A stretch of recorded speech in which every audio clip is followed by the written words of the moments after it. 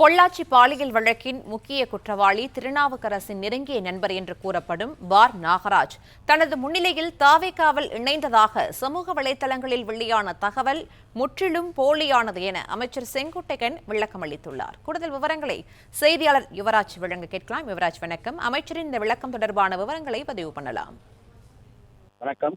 பொள்ளாச்சி வழக்கில் குற்றச்சாட்டுக்குள்ளான திருநாவுக்கரசு என்பவருடைய நண்பராக இருக்கக்கூடிய பார் நாகராஜ் என்ற நபர் தமிழக வெற்றி கழகத்தில் அமைச்சர் செங்கோட்டையன் முன்னிலையில் இணைந்ததாக சமூக வலைதளங்களில் புகைப்படத்துடன் கூடிய அந்த கருத்துக்கள் பரவி வந்தது. அந்த வகையில் பொள்ளாச்சி பாலியல் வன்கொடுமை வழக்கில் தொடர்புடையதாக கூறப்பட்டு 2019ஆம் ஆண்டு அதிமுகவிலிருந்து நீக்கப்பட்ட பார் நாகராஜ் என்கின்ற அந்த நபர் தமிழக வெற்றி கழகத்தில் இணைந்ததாக சமூக வலைதளங்களில் பரவி வந்த கருத்திற்கு தற்பொழுது அமைச்சர் செங்கோட்டையன் விளக்கம் அளித்திருக்கின்றார்.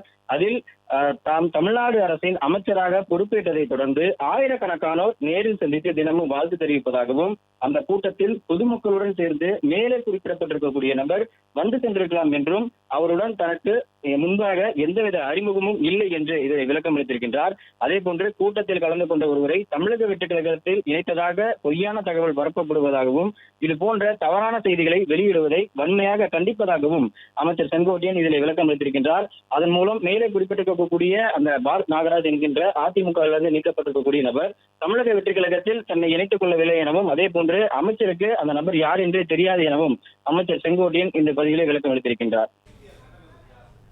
பிளே ஸ்டோர் மற்றும் ஆப் ஸ்டோரில் இருந்து பாலிமர் செயலியை QR கோடு மூலம் பதிவிறக்கம் செய்யுங்கள்.